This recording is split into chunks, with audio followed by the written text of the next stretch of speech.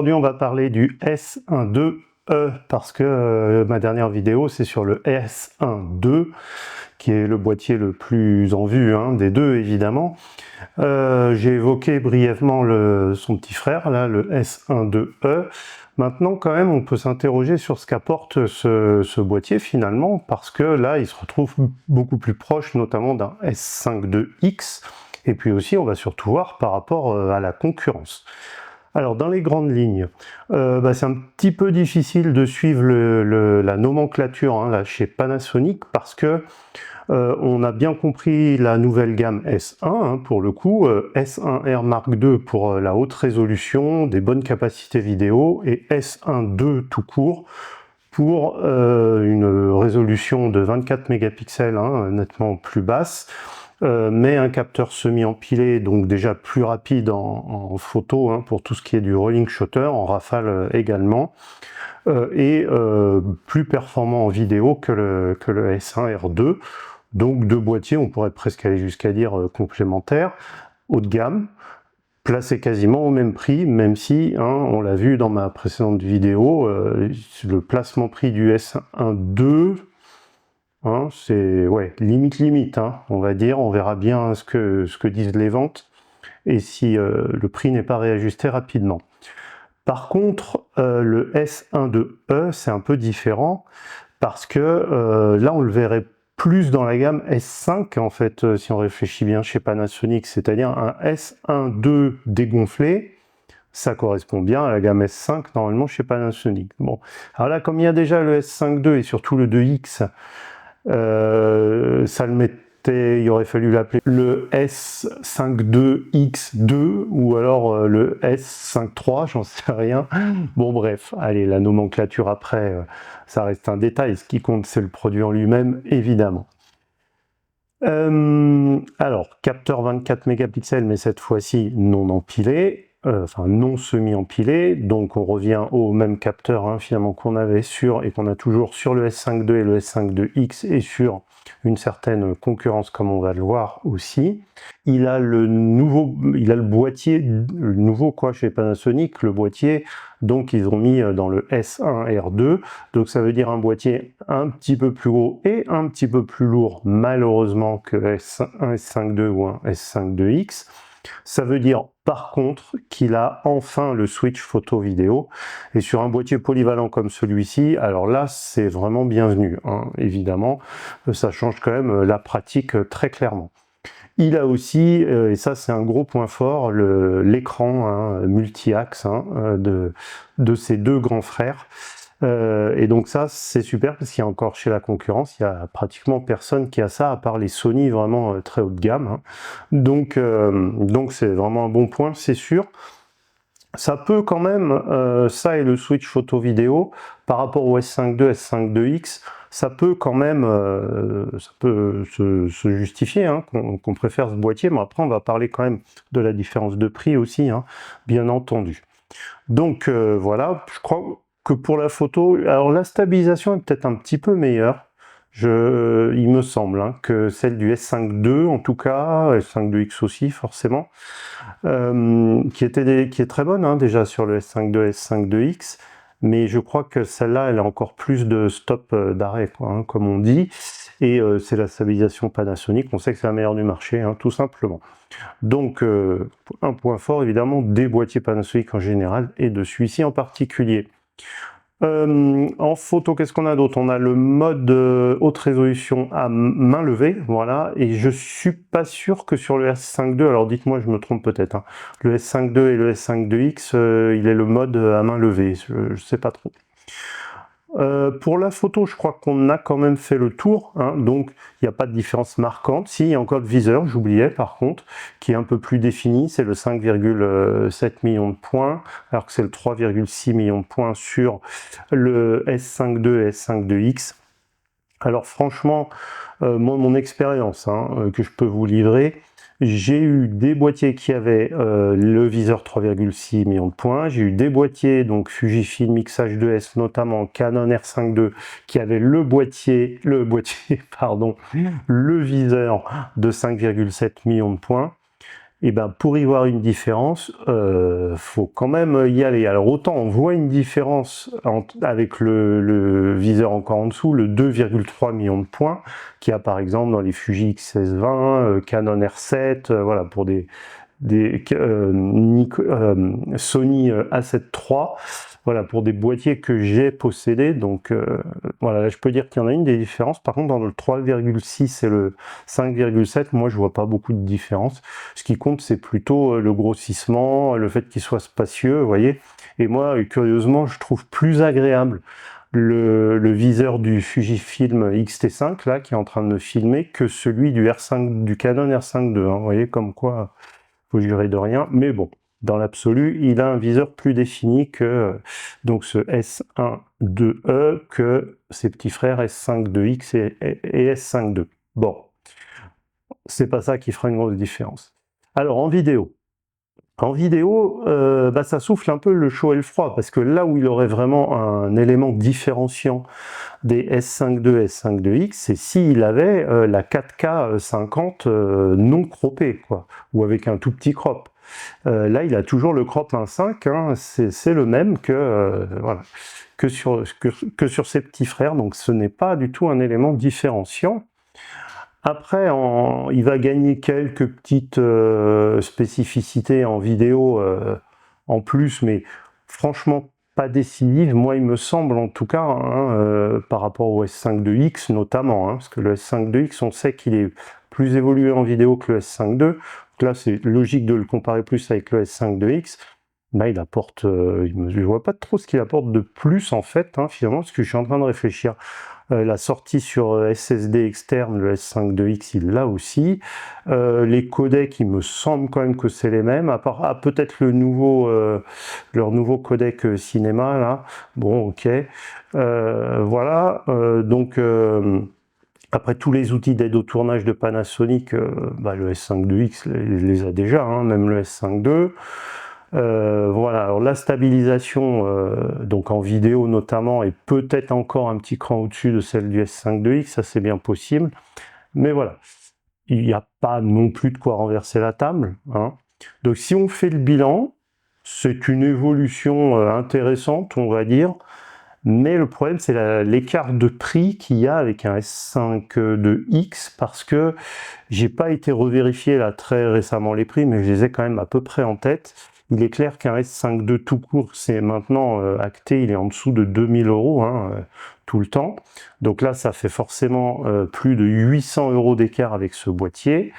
Donc si vous faites plutôt que de la photo, achetez franchement le S5 II, hein, économisez les 800 € hein, et quelques, ou mettez-les plutôt dans des objectifs.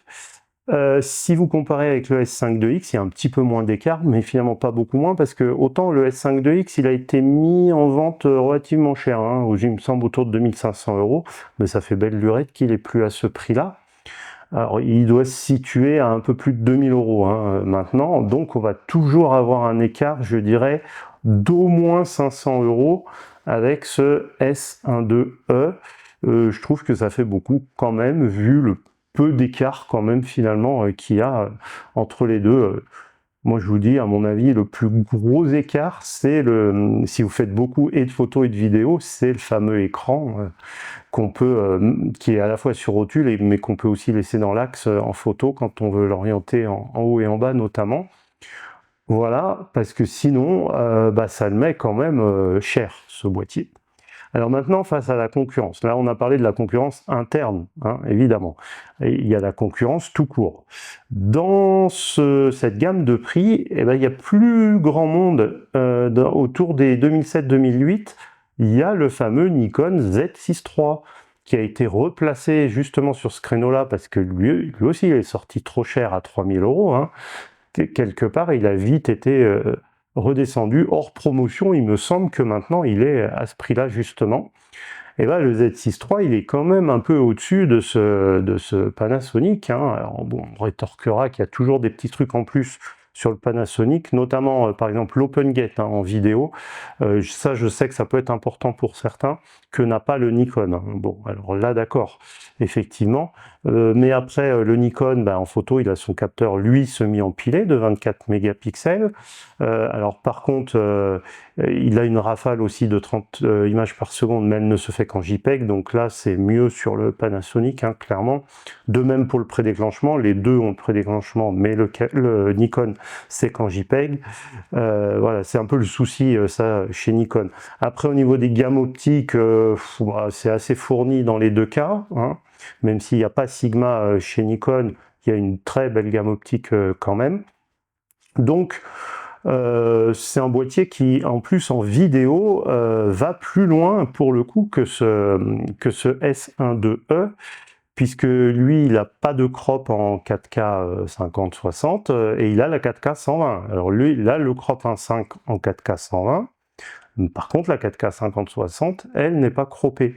Donc, alors après, au niveau des différents codecs, il filme en RAW en interne, hein, quand même, le Nikon, ce que fait pas le Panasonic. Donc voilà, il est quand même supérieur, hein, et pourtant il est au même prix. Donc déjà, premier petit truc dans la concurrence qui joue pas en faveur de ce nouveau Panasonic. Alors après, chez Canon et chez Sony, on a des boîtiers qui sont entre gros guillemets vieillissants, parce que on commence à attendre assez fermement, on va dire, leur remplaçant. Alors surtout dans le cas du Sony, on a le Sony A7 IV, et le Sony A7 IV, actuellement, hein, il est moins cher que ce Panasonic S12e.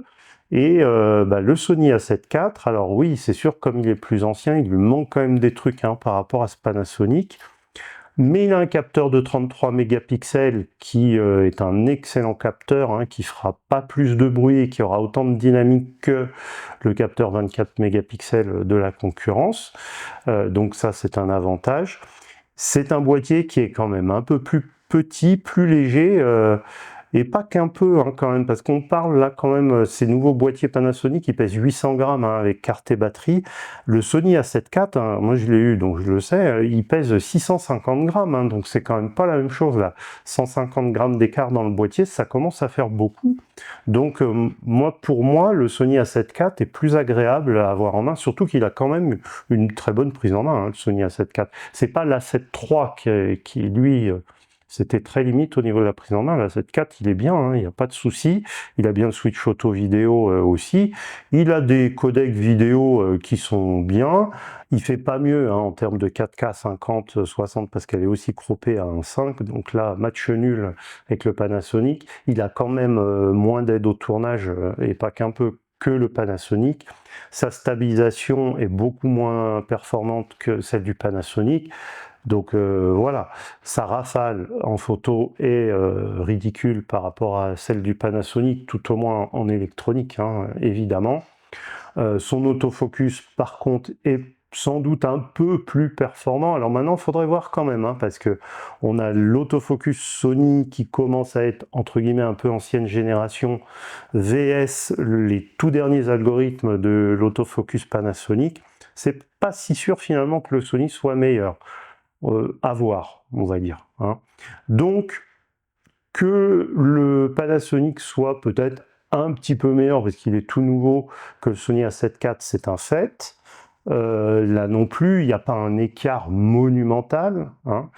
Et le Sony A7 IV est moins cher. Et puis, n'oublions pas évidemment le parc optique Sony qui est plus développé, hein, clairement, que celui de Panasonic. Donc ça, c'est un argument à lui tout seul également.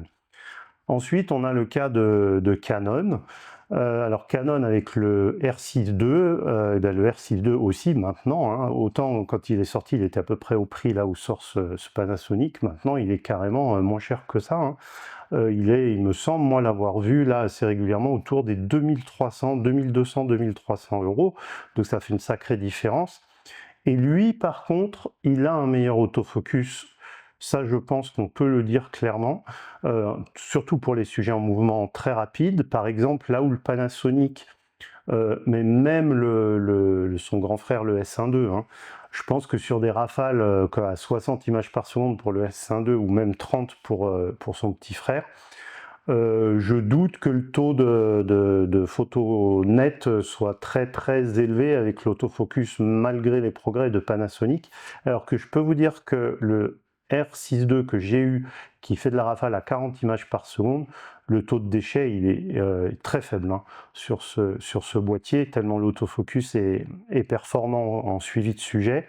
Donc ça c'est une différence, je pense en photo d'action, hein, le Canon sera meilleur à mon avis, surtout que 40 images par seconde c'est déjà beaucoup hein, quand même. Il a aussi le prédéclenchement, hein, le R6.2 bien sûr.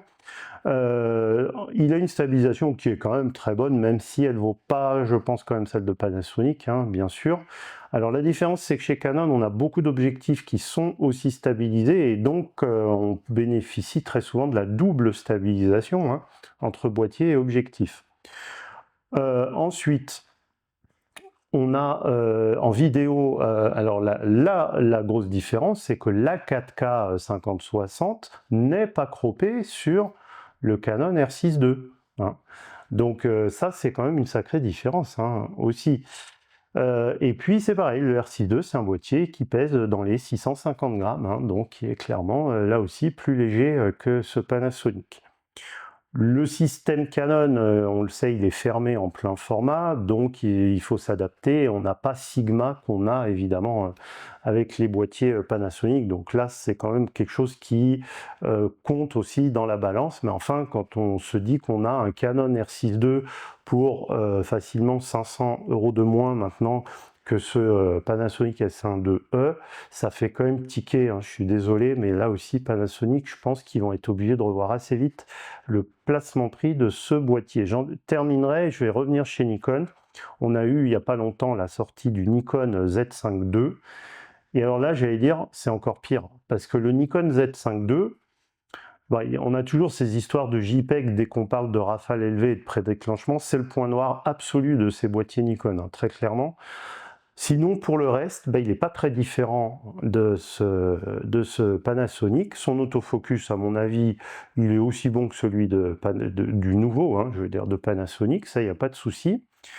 En vidéo, il va lui lâcher quelques trucs, mais encore une fois, c'est plus à la marge, parce que l'essentiel, c'est la 4K 50-60, elle est croppée à 1.5 exactement comme le Panasonic. Alors la différence, c'est qu'attention, lui, il fait du RAW en interne, ce petit Nikon Z5 II. Voilà, donc quand même, quoi. Il a aussi 24 mégapixels, hein, je veux dire. Et le prix 1900 €. Hein. Donc là, ça fait mal, hein, je trouve quand même. Et le parc optique de Nikon, et encore une fois, il vaut celui de Panasonic, y compris avec Sigma, hein, je trouve. Donc on verra bien. Hein. Dites-moi ce que vous en pensez vous dans les commentaires et de ce boîtier et de son placement prix, et au plaisir de vous retrouver dans une prochaine vidéo. Au revoir.